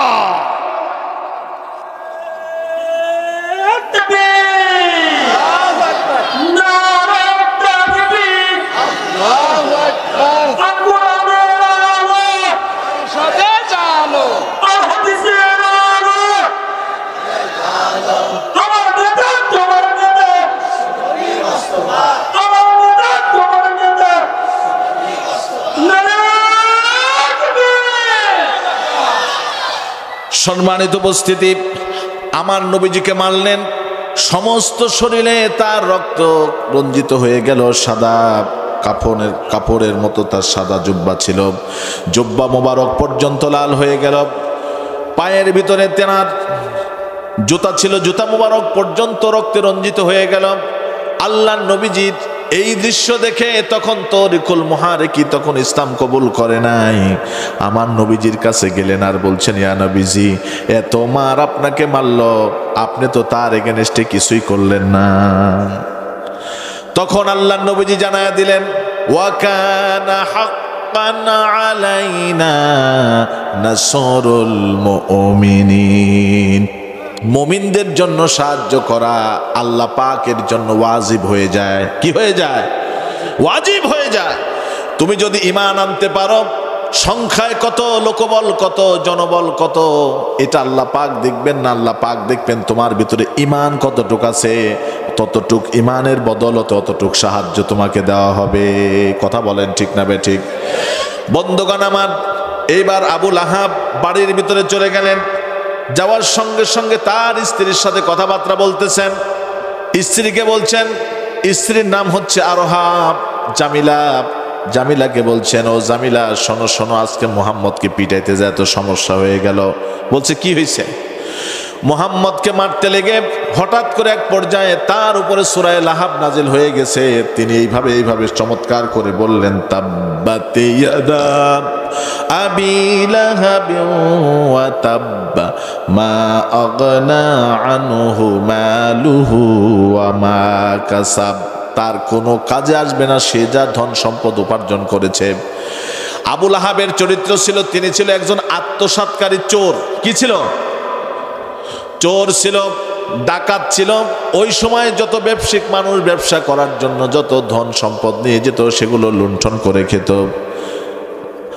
আবার কাবা শরীফের ভিতরে বড় রকমের অনেকগুলো মূর্তি ছিল, তার মধ্যে একটা মূর্তি ছিল হরিণের মূর্তি, 8 কেজি 10 তোলার মতো তার ওজন। একটা সময় সে মূর্তিটা সেই ব্যক্তিটাই চুরি করে, তার নাম হচ্ছে আবু লাহাব।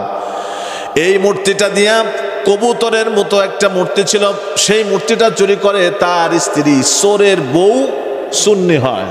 কথা ঠিক না ঠিক? চোরের বউ সুন্নি হয়। আবার চোরের মায়ের বড় গলা আরো চায় দুধ কলা। যেই আমরা ইতিহাস পর্যবেক্ষণ করলে দেখবো অনেকেই এই ক্ষমতার চেয়ারে বসে থাকার পরে স্বাভাবিকভাবে জীবনযাপন না করে অস্বাভাবিকভাবে জীবনযাপন করে লক্ষ লক্ষ কোটি কোটি অগণিত টাকা মানুষের মেরে দিয়ে তারা ভোগ বিলাসের জীবনযাপন করতে চেয়েছিল। কথা বলেন ঠিক না ঠিক? কিন্তু তাদের আরামকে হারাম ঘোষণা করেছেন কে? জোরে বলেন, কে ঘোষণা করেছিলেন? তারা জানে না যুগে যুগে বাতিল মাথাচাড়া দিয়ে উঠতে এত বেশি পর্যায় পর্যন্ত উঠে গিয়েছিল। বাতিল শক্তি এরকম ভাবে বলেছিল, আনা রব্বুকুমুল আলা, তোমরা কার ইবাদত করো? কারো করতে হবে না, আল্লাহ নামে কেউ নাই, আমি তোমাদের আল্লাহ। নাউজুবিল্লাহ বলেন। আল্লাহ বলেছে, তোর আল্লাহ কি যদি এতই হয়, তোকে আমি সোজা মশা না একটা ন্যাংরা মশা দিয়ে জাত করব। কথা বলেন ঠিক না বেঠে? ন্যাংরা মশা দিয়া দিছে মাথার ভিতরে ঢুকাইয়া, সঙ্গে সঙ্গে জোতা পিটা না করলে তার আরাম লাগে না। এক সময় কতক্ষণ পিটবে, পিটতে পিটতে এক সময় যখন জোরে মারছে, মশাও শেষ, নমরুদও শেষ, বাতিলও শেষ। আল্লাহু আকবার। আবার ফেরাউন বলেছিল এরকম ভাবে, তোমরা কার ইবাদত করো? আমার শক্তি বেশি, আমার সাহস বেশি। আল্লাহ পাক রব্বুল আলামিন বললেন, তোর এত শক্তি এত সাহস, থাম। নীল নদের ভিতরে নিয়ে পানি দ্বারা কাদো খাওয়া সুবানি করে মারেছে। কথা বলেন ঠিক না বেঠিক? সুতরাং যুগে যুগে বাতিল যত মাথা চাড়া দিয়ে উঠুক না কেন, হকের সিলসিলায় যারা ছিল, রসুলের আদর্শকে যারা ধারণ করেছে, বুকে ধারণ করে পথ চলেছে, তাদের সংখ্যায় কত, জনবল কত, তাদের অস্ত্র আছে কিনা এটা দেখার বিষয় নয়। ও মুসলমান, নবীজির যদি খাঁটি আশিক আমি আপনি হতে পারি, আজ আল্লাহ পাক সেই আরশ আজিম থেকে সেই সাহায্য আমাদেরকে জন্য দিবেন। কথা বলেন ঠিক না বেঠিক? বাতিল শক্তি আমাদের দিকে যদি চেয়ে আসে, আমরা তাদের দিকে এগিয়ে যাব। বাতিল শক্তির কাছে আমরা মুসলমানরা কোনোদিন মাথা নত করব না।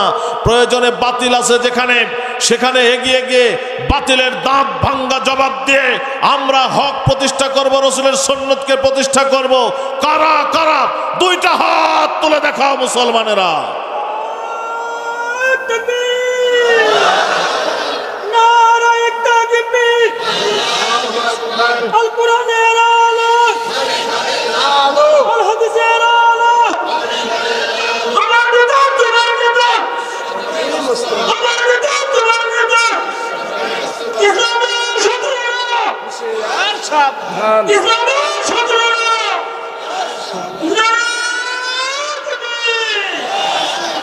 হাত নামান বন্ধুগণ আমার। বাতিল যত মাথা ছাড়া দিয়ে উঠুক, হকের কাছে বাতিল কিচ্ছু। মাকড়সার জাল অনেক দেখা যায়। কথা বলেন ঠিক না বেঠিক? একটু আলো বা বাতাস লাগলেই সেটা লড়চড় করে। কথা বলেন ঠিক না বেঠিক? সুতরাং এগুলো এরকমই দেখা যাবে, এগুলো আমাদের কিছুই করতে পারবে না। সেকেন্ড নাম্বার আয়াত আল্লাহ রাব্বুল আলামিন বলেন, মা আগনা আনহু মালুহু ওয়া মা কাসাব। কোনো কাজে আসবে না তার ধন সম্পদ। 8 কেজির হরিণ আর 3-4 কেজি ওজনের কবুতর, এই কবুতরটা দিয়ে উম্মে জামিল বড় করে একটা মালা বানাতো। মালাটা বানাইয়া নবীজির সামনে হাঁটতো আর বলতো, মুহাম্মদ, আমার সব অর্থ সম্পদগুলো তোর পিছনে খরচ করবো, আর তোকে আমি পানিশমেন্ট দেবো রে মুহাম্মদ। তার কারণ তোকে দেখলে আমার বড় কষ্ট হয়, তুই বেশি বেশি করে নাকি ইসলামের কথা বলিস। এরকম কিছু মেয়ে বদস্বভাবী আছে না নাই? মেয়ে মানুষ, একাতে তো মেয়ে মানুষ। পুরুষকে আল্লাহ তাআলা মেয়ের উপরে সম্মান দিয়েছেন। আল্লাহর কোরআন, আল কাওয়ামু আর রিজালু কাওয়ামুনা আলান নিসা, পুরুষদেরকে সম্মান দিলেন আল্লাহ রাব্বুল আলামিন। তার কারণ হলো অনেকগুলো কারণ। পুরুষ মানুষ জুমার নামাজ পড়তে পারে, মহিলা মানুষ কি মসজিদে এসে জুমা পড়তে পারে না? কিরকম ভাবে? পুরুষ মানুষ জোরে আজান দিতে পারে, মহিলা মানুষকে আজান দিতে পারে? আজান দিতে পারে না। একটা মহিলার পুরুষের পার্থক্য করতে গিয়ে মেডিকেল সায়েন্স প্রমাণ করে দেখে, একটা পুরুষের রক্তের ভিতরে রক্ত অনুচক্রিকা লৌহ পদার্থ রয়েছে 4 গুণ। এই জন্য একটা পুরুষ এট এ টাইম, এক রাত্রে 4 জন মহিলার সাথে ঘর সংসার করতে পারে। কিন্তু একটা মেয়ে একজন পুরুষের জন্যই যথেষ্ট করেছেন কে? সৃষ্টি প্রদত্ত ভাবে একজন নারী আর পুরুষের জন্য। একটা নারীর এই যত বড় মাথা হোক আর যত ছোট মাথা হোক না কেন, 1 পোয়া থেকে 1.25 পোয়া তার ব্রেনের ওজন। 6 লক্ষ থেকে 6.5 লক্ষ রক্ত তার ব্রেনও আছে, আমার ব্রেনও আছে, তেমন কোনো ফারাক করা হয় নাই। কিন্তু ব্রেনের ভিতরে, এই ব্রেনের ভিতরে একটা মহিলার ব্রেনের সেল হলো 39টা, আর আমরা যারা পুরুষ রয়েছি আমাদের এক একটা পুরুষের মাথার ব্রেনের সেল হলো 49টা। 10টা সেল যিনি বেশি বার করে দিলেন, বাড়িয়ে দিলেন, তার নাম কি?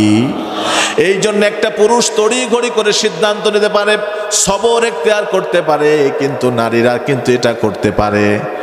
কিন্তু আবার সৃষ্টি প্রদত্ত ভাবে এই যে আমাদের গুটনি বলে, এটাকে কি বলা হয়? গুটনি বা টুটি, আমাদের নাটের ভাষা বলে টুটি। এটাকে কি বলে আপনাদের কুষ্টিয়ার ভাষায়? টুটি। এই যে টুটিটা 1 সেকেন্ডে কয়েকবার এটা নড়াচড়া করে তাদের, খুব দ্রুত, কিন্তু পুরুষের ওরমভাবে লড়ে না।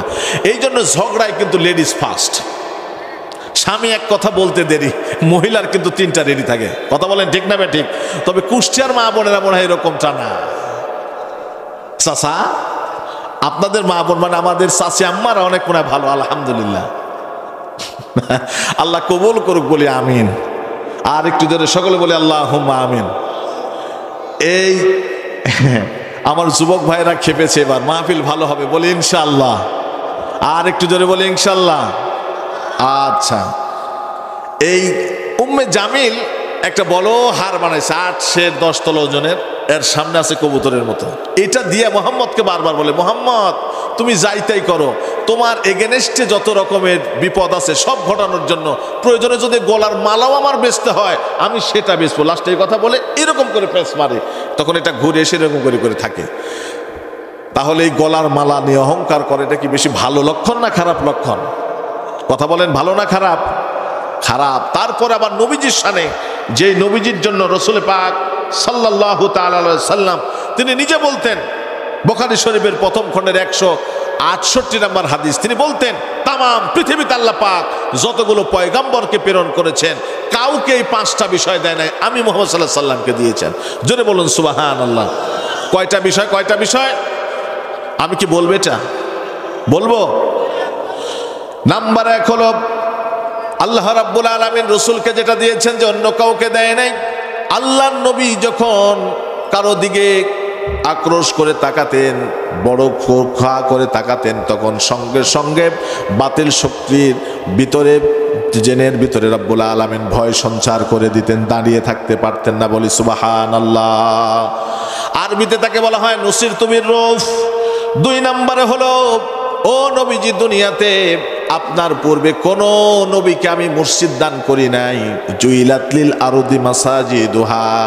2 নাম্বার হলো আমি আপনাকে মসজিদ দান করেছি, এই মসজিদে গিয়ে আপনারা কি সকলে নামাজ পড়েন তো? নাকি নামাজ পড়েন তো?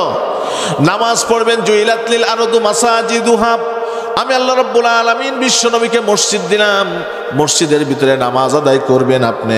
3 নাম্বার হলো হুল্লাতুল ইলাল গানিমাত, আপনার জন্য গনিমত খাওয়া, যুদ্ধলব্ধ সম্পদের একটা অংশ আপনার জন্য, আপনার পরিবারের জন্য আমি হালাল ঘোষণা করলাম। আর 3 নাম্বার হলো আল্লাহ রাসূল 4 নাম্বার হলো কানা নবিয়্যিন বাসা কওমিহি, প্রত্যেকটা নবীকে তার নির্দিষ্ট কওমের জন্য আমি প্রেরণ করলাম, কিন্তু আপনি নবী হলেন রাহমাতাল লিল আলামিন, সমগ্র পৃথিবীর মানুষের নবী হচ্ছেন আপনি, সুতরাং আপনি নির্দিষ্ট কোনো কওমের নবী না।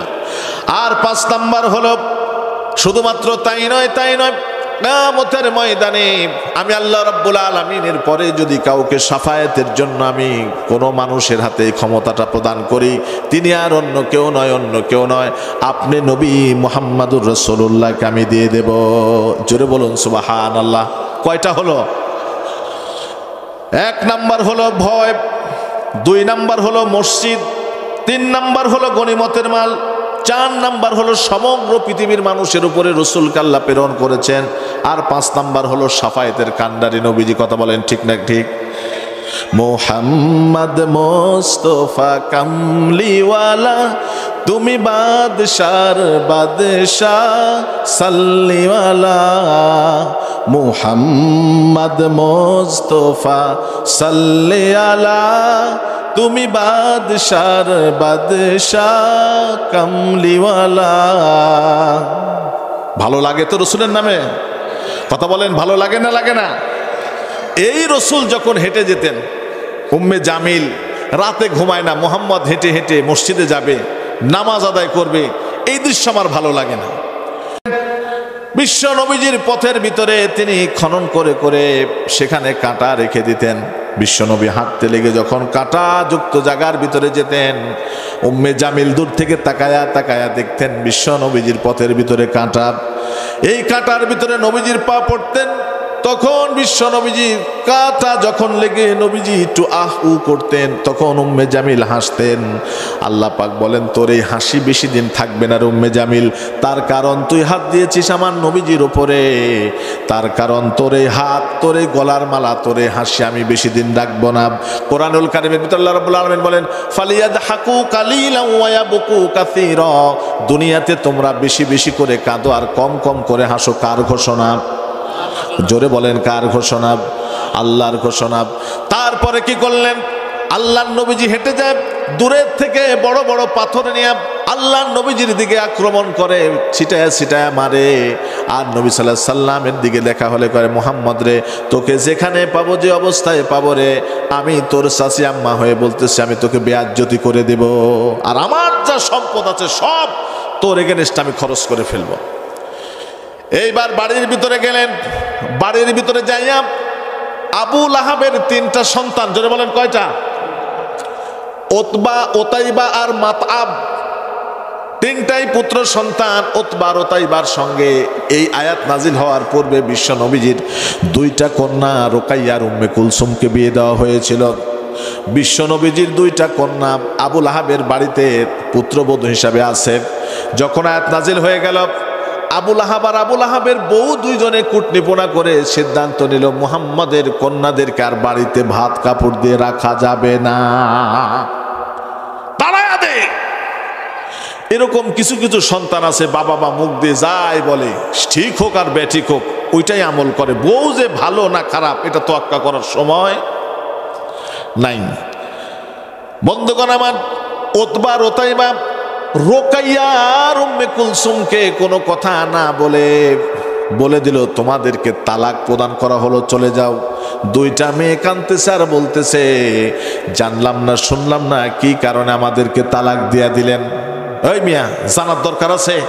তোর বাপের উপর আল্লাহ কোরআন নাজিল করছে আমরা নাকি ধ্বংস হব, আমাদের জন্য বরদোয়া করে তোর বাবা, বের হ। মেয়ে মানুষ তো একেবারে নিরুপায়, অসহায়। কথা বলেন ঠিক না ঠিক? পুরুষের একটু চক্ষু রাঙানি দেওয়ার সাথে সাথে মহিলা মানুষ আর নাই। তবে টুটিবাজি যেগুলো ঝগড়াটি, এগুলোর সাথে কিন্তু পারা মুশকিল। কয় তোমার বাড়ি থেকে আমি আসছি যাওয়ার জন্য, গেলে তুমি বিদেশে যাবা, আমি এখানে থাকবানি, আমি যাবা না নিকো। কথা বলেন ঠিক না বেঠিক? তবে কুষ্টিয়ার গুলো মনে হয় না। হ্যাঁ, কুষ্টিয়ার গুলো ভালো আছে, আমি জানি ইসলামের অত্যন্ত উর্বর মাটি কুষ্টিয়ার মাটি। এখানকার মা বোনের অত্যন্ত সজাগ সক্রিয়। আমি আসার পরে তখনই শুনলাম ফার্স্টের দিকে ভাই বলতেছিল যে ভাই মহিলাদের প্যান্ডেলে জায়গা হচ্ছে না, কি করা যায়? আমি বললাম জায়গা প্রশস্ত করে, এটা তো বরকতের লক্ষণ। পুরুষ কম হবে, নারীর সংখ্যা বেড়ে যাবে, এটা সৃষ্টি পদ্ধতি, একটা কিয়ামতের আলামত। তবে মহিলাগুলো যদি ভালো কাজে আসছে এটা তো আমাদের জন্য একটা কপাল। কথা বলেন ঠিক না ঠিক? মহিলা মানুষ যত ভালো হবে তার সন্তানগুলোও তত ভালো হবে। জমি যদি ভালো হয় তার ফসলও কি হবে? পচা ডিম থেকে কি কখনো ভালো বাচ্চা আশা করা যায়? কখনো আশা করা যায় না। সুতরাং নারীদেরকে অধিকার দিয়েছে আল্লাহ পাক রব্বুল আলামিন। বন্ধুগণ, উম্মে জামিল আর তার স্বামী আবুল আহাব মিলে বলছে মুহাম্মদের কন্যাদেরকে বিদায় করে দাও। এইবার দুই কন্যা রুকাইয়া আর উম্মে কুলসুমকে বাড়ির থেকে বের করে দেওয়া হলো। কাঁদতে কাঁদতে দুই বোন গলাগলি ধরে বিশ্ব নবীজির বাড়িতে গিয়ে উঠলেন। ওঠার সঙ্গে সঙ্গে বিশ্ব নবীজিকে বললেন আব্বা জান, আমাকে তো বাড়ির থেকে বের করে দিল। বলতেছে কেন মা, কেন বের করে দিল? বলে তোমার উপরে নাকি আয়াত নাজিল হয়ে গেছে, তাব্বাত ইয়াদা আবি লাহাবিন ওয়া তাব মা আগনা আনহু মালুহু ওয়া মা কাসাব সায়াসলা নারান যাতা লাহাবিন ওয়া আমরাআতুহু হাম্মালাতাল হাতাব ফি জিদিহা হাবলুম মিন মাসাদ।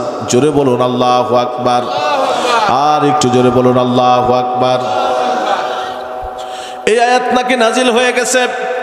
সুতরাং এই আয়াত নাজিল হয়ে গেছে, এই জন্য আমাকে বাড়ির থেকে বের করে দিল। আমাকে আর বাড়ির ভিতরে আমাদের দুই বোনকে আর ভাত কাপড় দিবে না, আপনি তার কাছে চলে যান। আব্বা তখন দুই কন্যাকে দুই হাত দিয়ে ধরে নিয়ে তাদের বাড়িতে চলে গেল।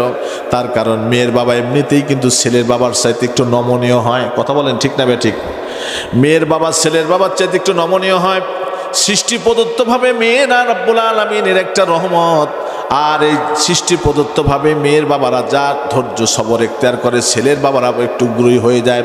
তাই আস্তে করে দুইটা মেয়েকে নিয়ে গেলেন আর বললেন চাচা যান, আপনার সাথে আমার দ্বিধা বিভক্তি থাকতে পারে, মনোমালিন্যতা থাকতে পারে, অনৈক্য থাকতে পারে, কিন্তু আমার তো দুইটা মেয়ের কোনো দোষ ত্রুটি নাই, সুতরাং কেন এগুলোকে ছেড়ে দেবেন?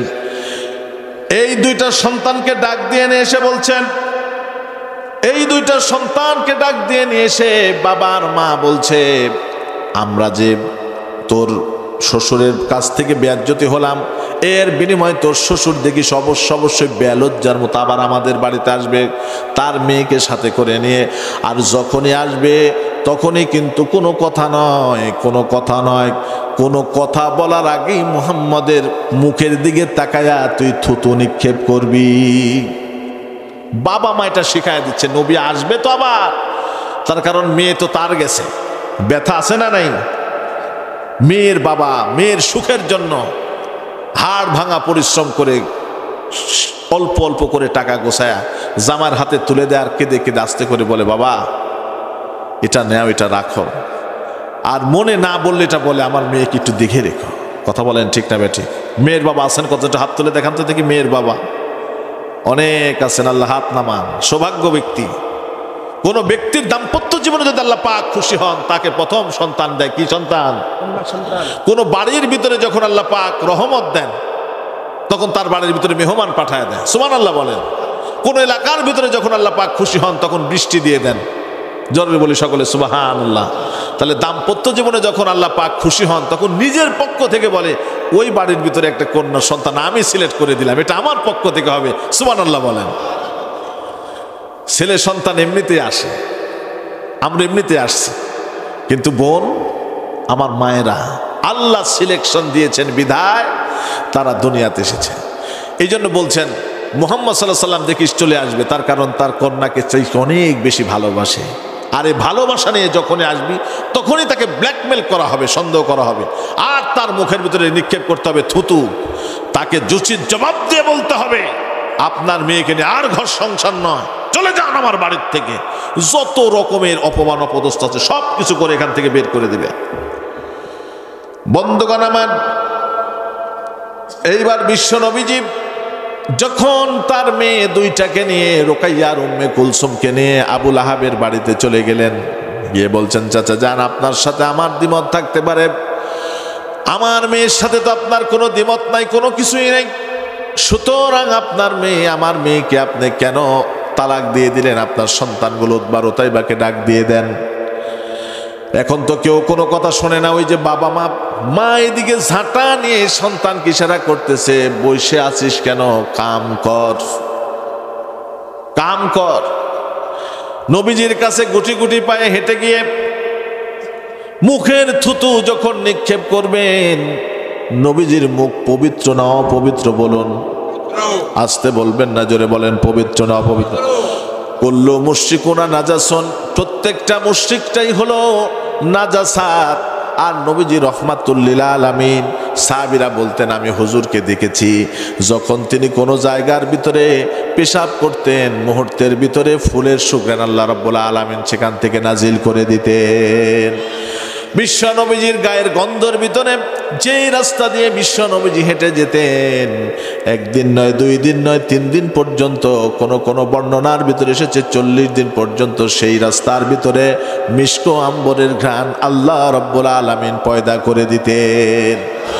আম্মা জান আয়েশা সিদ্দিকা রাদিয়াল্লাহু তাআলা আনহা বলতেন, আল্লাহর নবীজি যখন একটু ঘেমে যেতেন, ঘেমে যাওয়ার সঙ্গে সঙ্গে তার ঘাম মোবারক যখন আমি হাত দ্বারা মুছে দিতাম, হাতের ভিতরে আল্লাহ রাব্বুল আলামিনের এত সুন্দর ঘ্রাণ, এত সুন্দর ঘ্রাণ আসতো, সমগ্র পৃথিবীর মনে হয় কোটি কোটি ফুল একত্রিত করলেও সেরকম ঘ্রাণ পাওয়া যাবে না।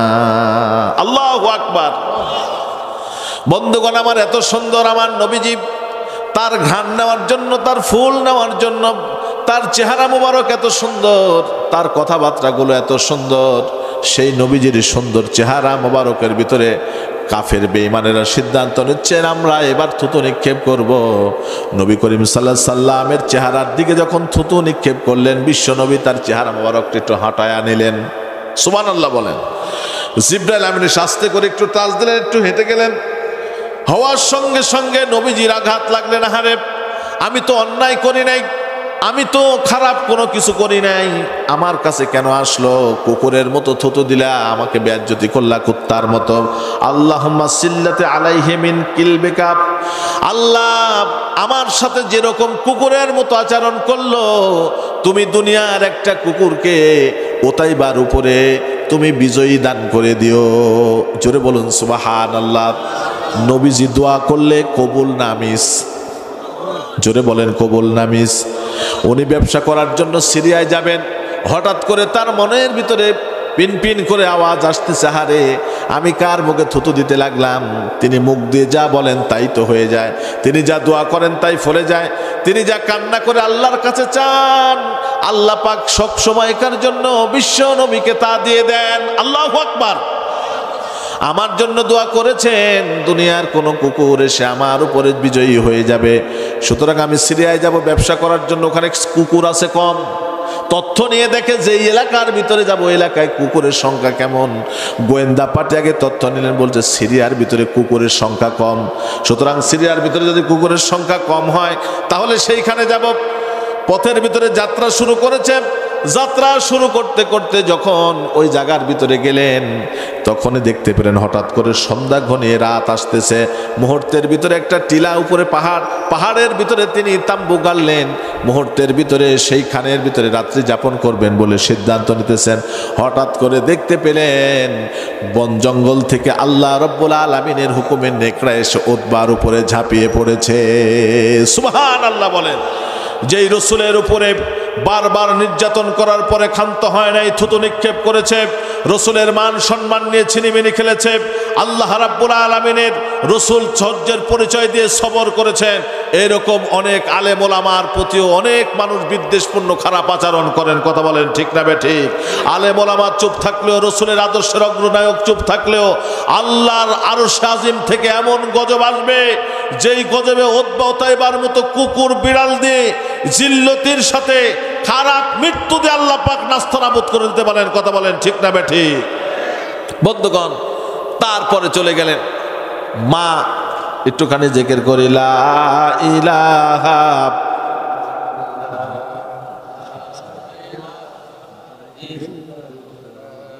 কটার মধ্যে শেষ করব জোরে, লা ইলাহা ইল্লাল্লাহু মুহাম্মাদুর রাসূলুল্লাহ সাল্লাল্লাহু।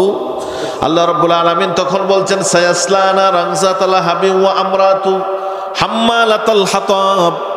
তার স্ত্রী কাঠের বোঝা বহন করত, তার মানে কাঁটাযুক্ত ডালগুলো বহন করত। এই বহন করে করে নিয়ে যেত বিশ্বনবী রাসূল পাক সাল্লাল্লাহু আলাইহি সাল্লাম। কাবার চত্বরের ভিতরে আবু বকর আর বিশ্বনবীজি বসে আছেন। এইবার তার সন্তানের এরকম দশা হয়ে গেল। চিন্তা করলো এইরকম ভাবে যদি চলতে থাকে তাহলে মুহাম্মদের সাথে পারা যাবে না, মুহাম্মদকে একটা দুর্নাম দিতে হবে, নারী কেলেঙ্কারি জনিত দুর্নাম। নাউজুবিল্লাহ বলেন। কিন্তু সে হয় নিজের চাচি। সে কি হয়?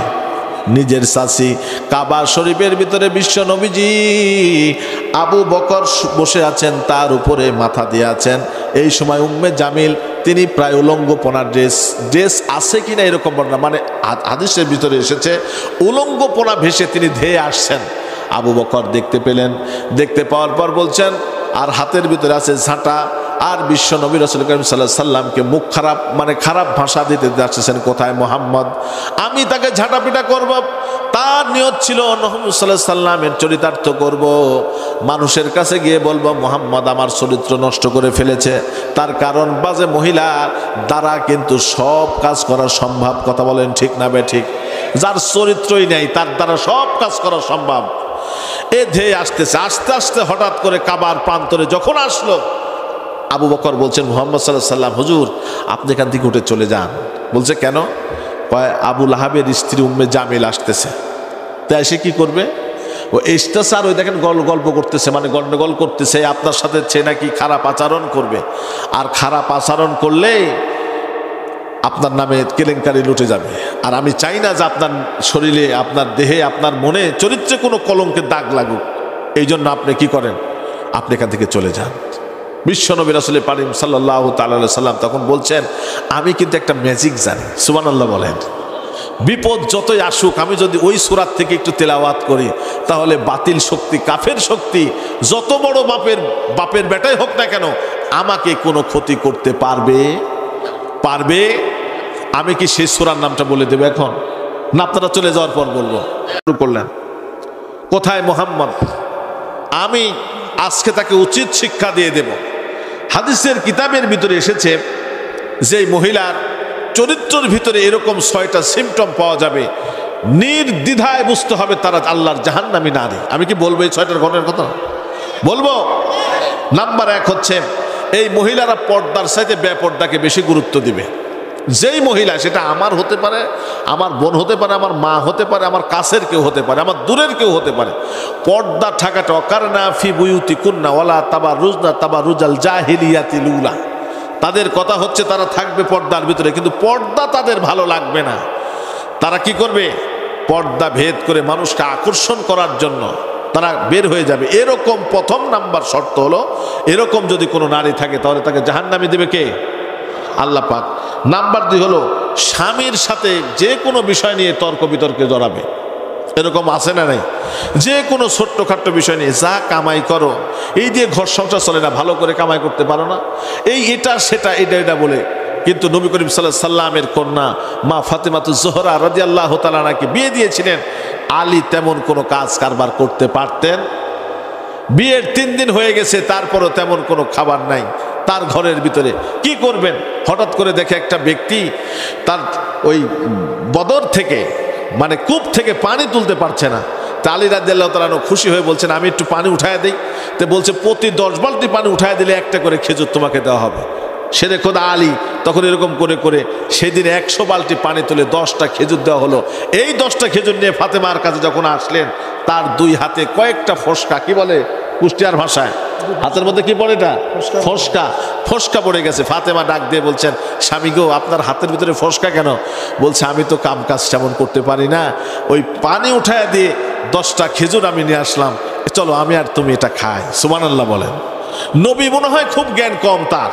এরকম একটা মানে আহাম্মক মার্কা বা বেকার ছেলের সাথে বিয়ে দিয়ে নবী সাল্লাল্লাহু আলাইহি ওয়াসাল্লাম খুব ভুল করছেন নাকি?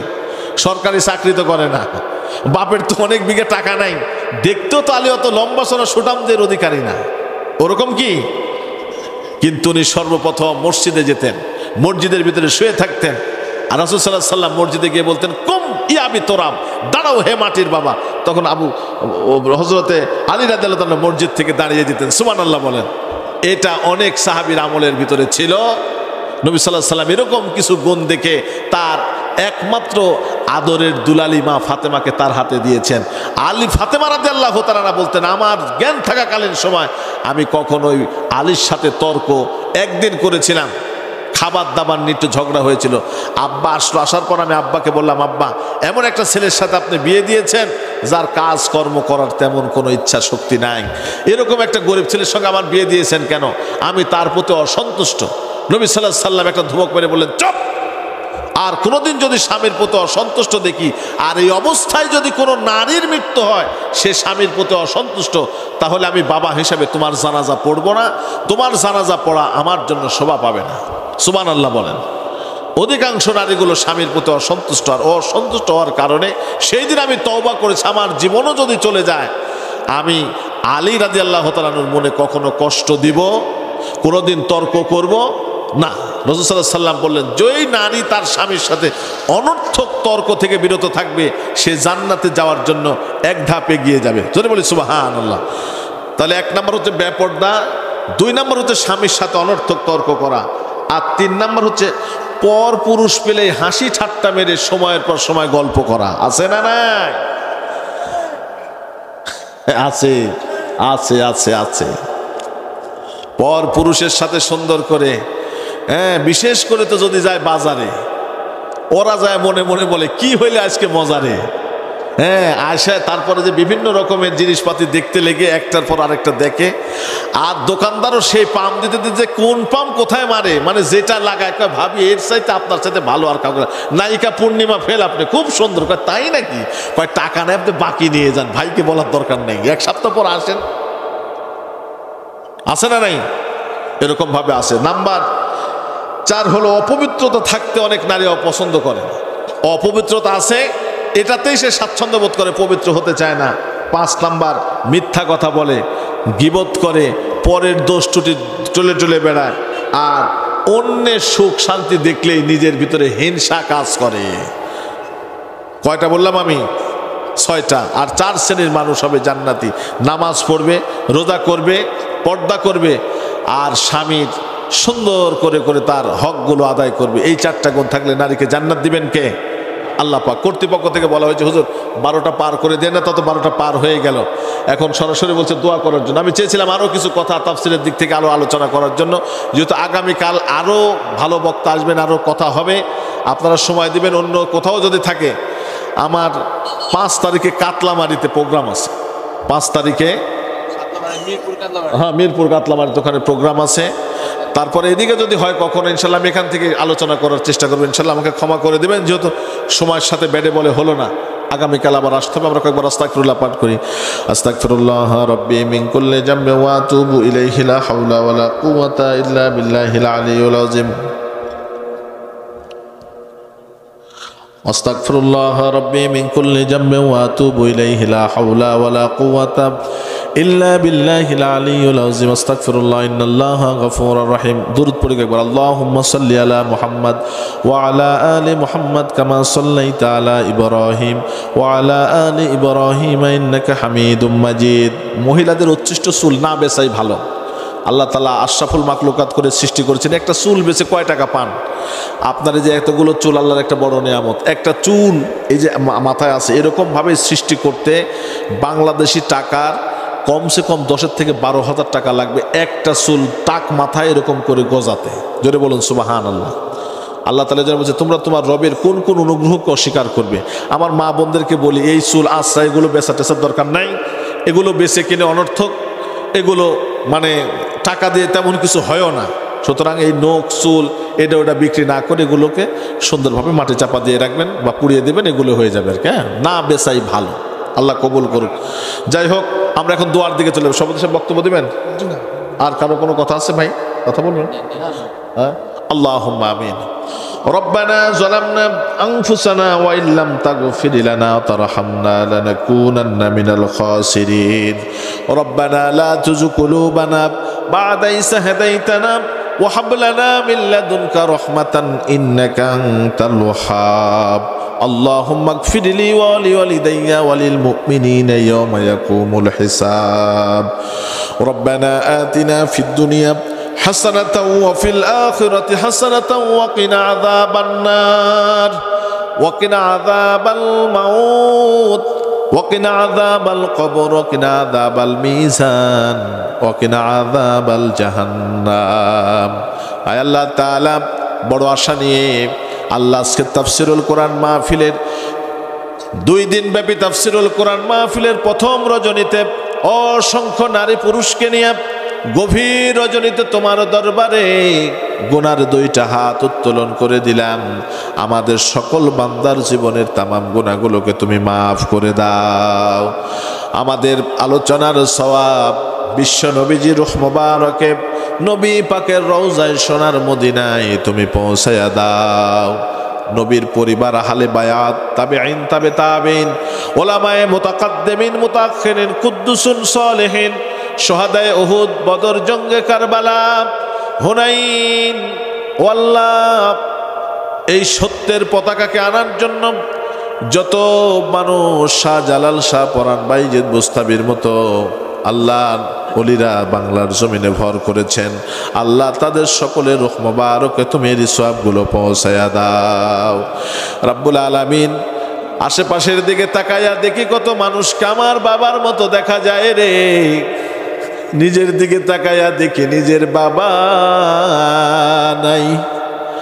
কত মানুষ হেঁটে গেলে পিছন থেকে মনে হয় এই মহিলার হাঁটা আমার মায়ের মতো রে। একটু জ্ঞান করে তাকাইয়া দেখি আমার মা কিছুদিন আগে, কয়েক বছর আগে তোমার ডাকে সারা দিয়ে অন্ধকার কবরে চলে গেছে রে। ও মালিক, যাদের বাবা নাই, বাবা হারা সন্তানগুলো কিছু টাকা পয়সা দিয়ে বাবার জন্য দোয়া চায় রে। যাদের বাবা নাই তাদের দলের ভিতরে আমি গুনাহগার। হাত তুলেছি। বছর 2 আগেও যখন মাহফিলে আসতাম রে, মাকে বাবাকে কাছে বসাইয়া 2 জনের কাছ থেকে দোয়া নিয়ে আসতাম। এখন বাড়ির ভিতরে আসি রে, শুধু মা আছে, বাবা নাই। নিজের হাত দিয়া বাবাকে মৃত্যুর পরে গোসল দিয়া, নিজে জানাজার নামাজ পড়াইয়া তিন টুকরা কাফনের কাপড় জড়াইয়া বাবাকে চিরদিনের জন্য অন্ধকার কবরে নামায়া দিলাম। সেই বাবার সোনার মুখটা আর দেখি না রে আল্লাহ। এখানে কত মানুষ হাত তুলেছেন, বাবা নাই। অনেক মা হাত তুলেছেন, স্বামী নাই, বাবা নাই রে। আমাদের বাবার গড়ে তুমি জাহান্নামের আগুন দিও না। মা ছোট্ট একটি নাম নিলে অন্তর কলিজা ভরে যায়। কত মানুষের মা নাই, অন্ধকার কবরে চলে গেছেন রে। শীতের দিনের কত ল্যাপের তলে মাকে জড়িয়ে ধরে শুয়েছিলাম। মা যখন দুনিয়ার থেকে চলে যায়, ওই চেহারার দিকে তাকালে কবুল হজের সওয়াব তুমি দান করতে আল্লাহ। যার যার মা নাই অন্ধকার কবরে চলে গেছে, সেই মায়ের জন্য অন্তরের অন্তঃস্থল থেকে দোয়া করি, বাবার জন্য অন্তরের অন্তঃস্থল থেকে দোয়া করি, রব্বির হামহুমা কামা রব্বায়ানি সগীরা ওয়া কুর রব্বির হামহুমা কামা রব্বায়ানি সগীরা। আল্লাহ বাবা আর মা সহ আত্মীয় স্বজন যারা পাড়া প্রতিবেশী শুয়ে রয়েছেন তাদের সবাইকে তুমি মাফ করে দাও। সাইয়া দেখো কুদরতি নজর দিয়া কত মানুষ কাঁদে রে। সামনের ওই মসজিদ থেকে জানি না কার নামের এলান সর্বপ্রথম জারি হয়ে যাবে, হাসানবাগ গ্রামের অমুক মানুষ দুনিয়ার অতটা সময় ইন্তেকাল করেছে। বাড়ির কোন সব জিনিসপত্রগুলো অমনি থাকবে, বাড়ির ভিতর থেকে বের করে দেবে, বাজারে যাবে কাফনের কাপড় কিনতে, কেউ যাবে বাঁশ কাটার জন্য, চুলার ভিতরে পানি টকবক টকবক করে ফুটন্ত হবে রে। সব আমি দেখব, সব আমি বুঝবো, আমার কিছু করার আর বলার ক্ষমতা থাকবে না। ও মালিক, আমার গা গোসলগুলো ধোয়ানোর পর সাদা কাফনের কাপড়ের আল্লাহ জড়াইয়া চকলেটের মতো করে মুচড়াইয়া দিবে রে। জীবনে তেমন কোনো ভালো আচরণ, ভালো আমল দিয়ে তোমাকে সন্তুষ্ট করতে পারি নাই রে মালিক। জন্মের পর শুনেছি নবী দাড়ি রেখেছেন, টুপি পরেছেন, মসজিদে গিয়ে নামাজ আদায় করি, কোরআনের এই মাহফিলের ময়দানে হাজার হাজার মানুষের সামনে কথা বলি রে। আল্লাহ দুনিয়ার এতটুকু আমলের বদলতে আমাদের কবরে আযাব দিও না আল্লাহ। কত মানুষ মারা গেলে বড় বড় ওজাগর সাপ সহ বিচ্ছু এসে কামড়ায়। দুনিয়ার পিঁপড়ের কামড়, মশার কামড় সহ্য হয় না, কি করে ওই কামড়গুলো সহ্য করব? মালিকেরে চোখের পানি ফেলে দিয়ে দোয়া করলাম, আমাদের প্রত্যেককে তুমি শাহাদাতের মরণ নসিব করে দিও। আজকের মাহফিলের প্রধান অতিথি, বিশেষ অতিথিবৃন্দ, আল্লাহ প্রধান বক্তা, দ্বিতীয় বক্তা, আল্লাহ শ্রোতা বক্তা, আমার মা বোনেরা, আমার সফর সঙ্গী হিসাবে যারা এসেছেন, আল্লাহ তাদের সবাইকে আপনি কবুল আর মঞ্জুর করে নেন। আব্দুল সালামকে কবুল করেন, হেলাল ভাইকে কবুল করেন, সবুজকে কবুল করেন, আমার গাড়ির ড্রাইভার আমার আঙ্কেল, আমার ভাই হীরাকে কবুল করেন, তার বড় ভাই পক্ষাতীত হয়ে গেছে অসুস্থ, তাকে কবুল করেন, সন্তানকে কবুল করেন, বাবা নাই, বাবাকে জান্নাতে কবুল করেন। আকরাম মাস্টার, আল্লাহ তিনি দোয়া চায়, আল্লাহ তাকেও আপনি কবুল করে নেন। আল্লাহ হাসান আলী মেম্বার ভাইকে আপনি কবুল করে নেন। আল্লাহ তাআলা লালনের মাকে আপনি কবুল করে নেন। ও আল্লাহ, নাম জানা অজানা আরো যারা আছে তাদেরকে আপনি কবুল করে নেন, আপনার বান্দাদের ভিতরে, বান্দীদের ভিতরে শামিল করে নেন। আগামীকাল পর্যন্ত মাহফিল হবে, এই মাহফিলটা আমাদের ধৈর্য সহকারে শোনার তৌফিক আপনি দান করে দেন। এ আল্লাহ, এই মাহফিলটাকে আপনি আরো লোকজন দিয়ে, অর্থ সম্পদ দিয়ে, সব কিছু দিয়ে আল্লাহ ভরপুর করে দেন। দীর্ঘ 13টা বছর পরে কোরআনের এই মিলন মেলা, জানি না আগামী দিন আমরা কে কে থাকবো না। কোরআনের মাহফিল হবে, মিলন মেলা হবে রে, আমাদের ডাক চলে আসবে অন্ধকার কবরের ভিতরে রে মালিক। আল্লাহ তাআলা আমাদের সেই পর্যন্ত নেক হায়াত তারাজ করে দেন। বাংলার জমিনে ইসলামকে কোরআনকে প্রতিষ্ঠা করার তৌফিক আমাদের সবাইকে আপনি দান করে দেন। বাংলাদেশকে বিদেশি স্বদেশি সকল প্রকারের চক্রান্ত থেকে আপনি হেফাজত করেন। আমার গর্ভধারিণী মা অসুস্থ, আল্লাহ তাকে শেফা দান করে দেন। ইব্রাহিম ভাই দোয়া চেয়েছেন, তার ভাই মারা গেছেন, আল্লাহ তাকে আপনি জান্নাতের মেহমান বানায়া দেন। সুবহানা রাব্বিকা রাব্বিল ইজ্জাতি আম্মা ইয়াসিফুন ওয়া সালামুন আলাল মুরসালিন আলহামদুলিল্লাহি রাব্বিল আলামিন। ওয়াজআল আখিরু কালিমাতুনা ইন্নাকা সাকরাতাল মাউত। সকলেই পড়েন লা ইলাহা